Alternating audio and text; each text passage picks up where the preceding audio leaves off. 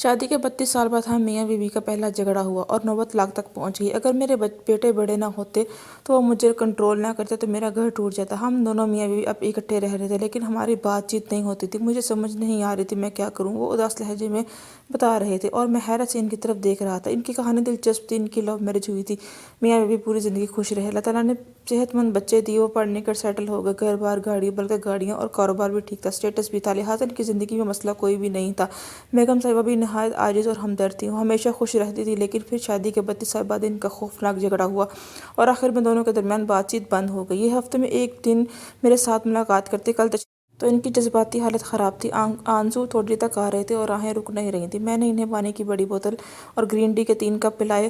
لڑائی کی وجہ انتہائی مزاحیہ تھی۔ انہوں نے بتایا کہ 15 دن قبل شام کے وقت گھر گیا تو میری بیوی کا منہ پھولا ہوا تھا۔ میں نے وجہ پوچھی تو اس نے شکوہ کیا کہ جب ہماری شادی ہوئی تھی تو آپ نے مجھے منہ دکھائی کیوں نہیں دی۔ میں نے حیرت سے پوچھا منہ دکھائی کیا ہوتی ہے؟ اس کا جواب تھا، اچھا اب آپ کو یہ بھی معلوم نہیں کہ مجھے واقعی پتہ نہیں تھا۔ میں نے اسے بڑی مشکل سے یقین دلایا کہ اس نے واحد چیز کے بارے میں بالکل نہیں جانتا۔ مجھے اس نے بتایا خاوند شادی کی پہلی رات بیوی کو جو تحفہ دیتا ہے وہ منہ دکھائی ہوتی ہے۔ آپ نے مجھے کوئی تحفہ نہیں دیا تھا۔ میں نے جواب دیا، میں تمہیں پوری زندگی تحفہ دیتا رہا، تم ان تحفوں کے سامنے منہ دکھائی کی کیا حیثیت ہے؟ لیکن اس نے کہا، منہ دکھائی کی زندگی کا اہم ترین تحفہ ہوتا ہے۔ عورتیں اپنی پوری زندگی سنبھال کر رکھتی ہیں۔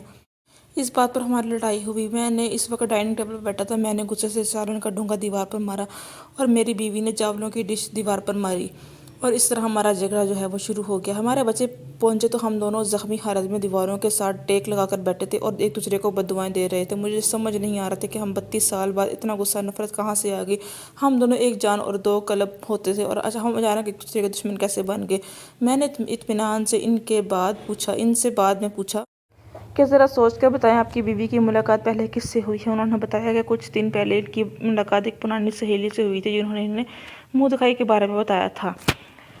انہوں نے کہا کہ میں نے فون اسپیکر میں شفٹ کیا، بھابی کو رانا صاحب کی موجودگی کا بتایا، رانا صاحب کو فون کے قریب بٹھایا اور پھر دونوں سے عرض کیا، ہماری زندگی میں رحمان اور شیطان دونوں انسان کے روپ میں آتے ہیں۔ ہمیں روز بعض ایسے بابرکت انسان لوگ ٹچ کرتے ہیں جن پر اللہ مہربان ہوتا ہے۔ یہ لوگ رحمت ہوتے ہیں اور ان کی ذات دوسروں کے لیے رحمت، آسانی اور برکت، خوشی کا سبب بنتی ہے۔ یہ لوگ دنیا میں رہنمائی کہلاتے ہیں۔ ان کی خاص نشانی اور شکر ماشاءاللہ ہوتے ہیں کہ جب بھی دوسروں سے ملتے ہیں لوگوں کی اچیومنٹ، ان کی خوشیوں پر اللہ تعالیٰ کا ماشاءاللہ کہتے ہیں، اللہ کا شکر ادا کرتے ہیں۔ رحمانی لوگوں سے ملاقات کے بعد آپ خود کو ہلکا پھلکا محسوس کرتے ہیں۔ ان کو اپنے سر اور کندھوں کا بوجھ ہلکا محسوس ہوتا ہے۔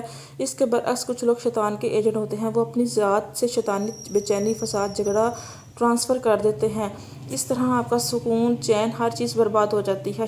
شیطانیوں کا سب سے بڑا ہتھیار حقارت اور کیوں ہوتا ہے۔ شیطان نے اللہ تعالیٰ سے کہا تھا، انسان مجھ سے حقیر ہے اور میں اسے سجدہ کیوں کروں؟ چنانچہ کے لوگ جب بھی آپ سے ملیں گے یہ آپ کو کیوں کے ہتھیاروں سے حقیر ثابت کر دیں گے اور یوں آپ کی زندگی کا بے چین اور امن ختم ہو جائے گا۔ میں نے بھابی سے عرض کیا، بھابی آپ کی وہ سہیلی بھی شیطان کی ایجنٹ ہے۔ اس نے صرف ایک فکرے سے، یعنی تمہارے خاوند نے تمہیں منہ دکھائی کیوں نہیں دی، آپ کی ازدواجی زندگی کا بیڑا غرق کر دیا۔ یہ شیطان کا وار تھا۔ اللہ کا آپ پہ کرم تھا اور آپ لوگ بچ گئے۔ میں نے سینکڑوں لوگوں کو اس وار سے بچایا ہے۔ آپ لوگ ایسے لوگوں سے بچ کر رہا کریں۔ بھابی نے لمبی اور ٹھنڈی آہ بھری۔ رانا صاحب سے معذرت کر لی۔ رانا صاحب نے بھی بیگم سے اپنی تلخ رومانچ پر معافی مانگی اور اس طرح دونوں شیر و شکر ہو گئے۔ میری اپنی زندگی شیطان کے ایجنٹوں سے بھری پڑی ہے۔ میں نے جب گاڑی لی تھی تو دن رات کام کرنے کے بعد 3 لاکھ روپے جمع کیے اور مہران گاڑی لی۔ میں نے اسے اپنے دروازے پر کھڑا کیا ہی تھا کہ مجھے شیطان ٹکر گیا۔ اس نے مجھ سے قیمت پوچھی اور اس نے کہا، آپ نے سوئفٹ کیوں نہیں لی؟ یہ آرام دہ ہے مہران سے اور 2 لاکھ روپے زیادہ کا فرق ہے بس۔ آپ یقین کریں مجھے یہ فقرہ سننا تھا تو مجھے اپنی گاڑی بری لگنے لگ گئی۔ میں نے سوئفٹ پر نظر رکھی اور مہران کو بیچنے کا سوچا۔ آج بھی میں جب پیچھے مڑ کر دیکھتا ہوں تو مجھے اپنی بے وقوفی پر افسوس ہوتا ہے۔ اللہ تعالیٰ نے مجھے 27 سال کی عمر میں اپنی کمائی پر 0 میٹر گاڑی خریدنے کی توفیق دی تھی لیکن میں نے اس شیطان کے ایجنٹ میں آ کے بے وقوفی سے وہ گاڑی کو بیچ دیا۔ اس طرح 2000 میں ایڈورٹائزنگ کمپنی میں کاپی رائٹنگ کرتا تھا۔ وہاں صرف 2 گھنٹے کے لیے جاتا تھا اور وہاں مجھے ماہانہ 50,000 روپے ملتے تھے۔ اس زمانے میں یہ بڑی رقم تھی۔ میرے بچوں کی اسکول کی فیس اور گھر کی گروسری ہوا کرتی تھی۔ لیکن پھر ایک دن مجھے اپنا پرانا دوست ملا۔ اس نے مجھے کہا کہ تم اپنا اسٹیٹس دیکھو، تم APNS سے بیسٹ کامکس کا ایوارڈ لے چکے ہو، تم اس وقت 2 بائی 3 فٹ کے ڈیسک پر بیٹھے ہو، تم اپنی عزت کیوں نہیں کروا؟ بس ان فکروں کی دیر تھی مجھے اپنی جاب بری لگنے لگ گئی۔ میں نے اسٹیٹس کے چکر میں وہ جاب چھوڑ دی اور اس کے بعد مجھے اس سے آدھی رقم کے لیے روزانہ 6 گھنٹے کام کرنا پڑا۔ یہ صرف دو مثالیں نہیں ہیں، میری زندگی کی ہر اچیومنٹ کے بعد شیطان کا کوئی نہ کوئی ایجنٹ میری زندگی میں ضرور رہا ہے۔ اس نے مجھے چند لمحوں میں اس کامیابی کا مزہ کرکرا کر دیا۔ اس کے بعد مجھے اپنی زندگی میں رحمان اور شیطان کا فرق سمجھ میں آ گیا۔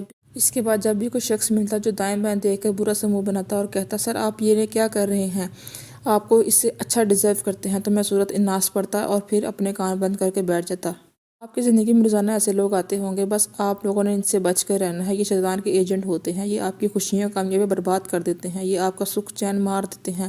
چنانچہ ایسے جب بھی کوئی پوچھے آپ سے کہ تمہارے خاوند نے تمہیں منہ دکھائی میں کیا دیا، یا تم نے ورکنگ وومن سے شادی کیوں کی، یا تمہارے شوہر روزانہ لیٹ کیوں آتے ہیں، تمہارے بچے تمہاری بات کیوں نہیں سنتے، تمہاری تنخواہ کم کیوں ہے، تم نے بچے کو آئی فون کیوں نہیں لے کر دیا، تمہارے ابو نیا لیپ ٹاپ کیوں نہیں لے کر دیتے، یا کوئی بھی اس طرح کی بات، تم اپنے اتنے کم پیسوں میں گزارا کیسے کر لیتے، تم اپنے فضول باس کی فضول باتیں کیوں سن لیتے، تم اپنے بچوں کے ساتھ کیوں نہیں رہتے، تمہارے بچے تمہارے ساتھ کیوں بدتمیزی کرتے ہیں، تم اتنا اپنا کام کیوں کرتے ہو، تم پتلے کیوں ہو گئے، تمہارا رنگ پیلا کیوں پڑ رہا ہے، تم اس مسجد میں نماز کیوں پڑھتے ہو۔ اللہ تعالیٰ سے شیطان سے پناہ کی دعا مانگے اور وہاں سے جلد نکل جائے، کیونکہ شیطان آپ تک پہنچ چکا ہے۔ جب تک آپ اس کے پاس رہیں گے یہ آپ کا سکون چین ختم کر دے گا اور آپ بنجر ہو جائیں گے، لہٰذا اٹھیں اور بھاگ جائیں، اسی میں آپ کی عافیت ہے۔